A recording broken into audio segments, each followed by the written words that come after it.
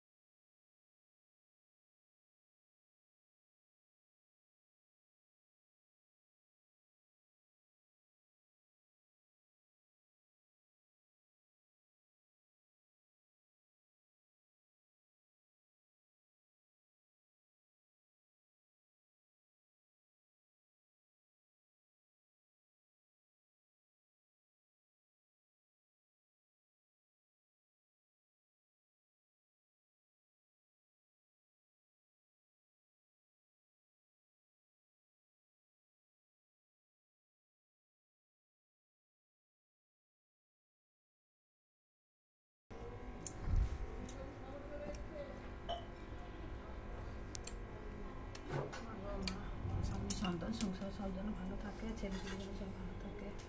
না তোর একটু প্রণাম করবে।